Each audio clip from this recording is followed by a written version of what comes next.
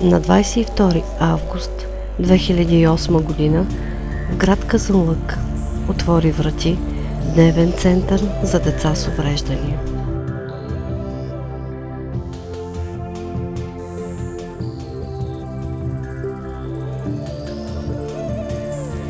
Децата посрещна всеотдаен и млад екип от специалисти.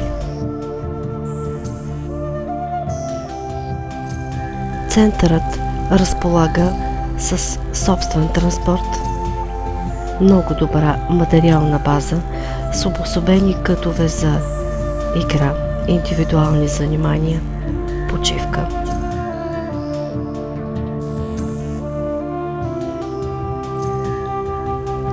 Средата, която предоставя центърът, е защитена и толерантна. Всяко дете е дарено с внимание, топлина, обич.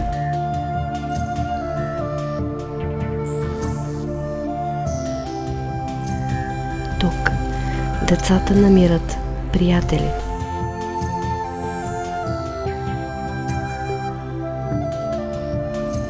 И с прегръдката си им казват своето детско „Обичам те“.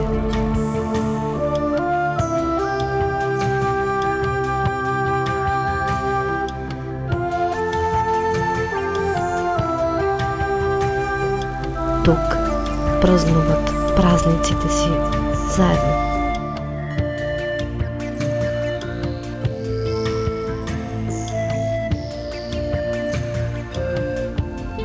Тук играят, учат, общуват в своя детски свят.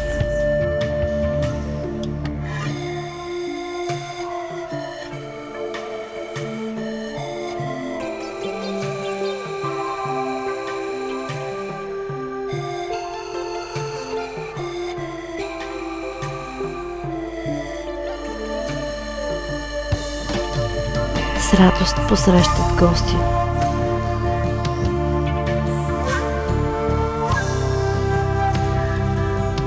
И с нетърпение пътуват към нови приятелства.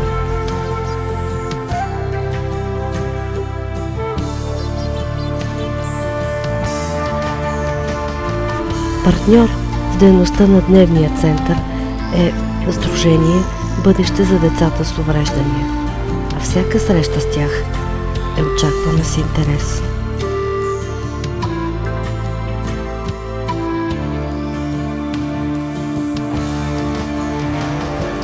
От година и половина в центъра работи доброволец от Корпус на мира Ан Болсър Андрюс. Освен занимания с децата, Ан обучава екипа и в иновативни методи за работа с деца с увреждания. Организира и проведе 3-дневен лагер на доброволци от Корпус на мира и превърна тези дни в малък празник за всяко дете.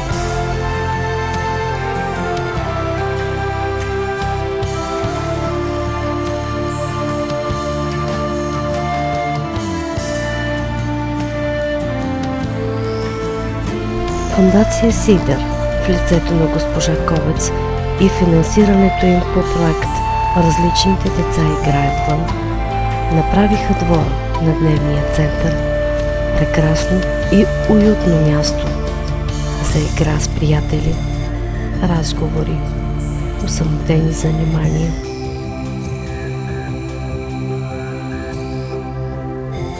И един малък лабиринт.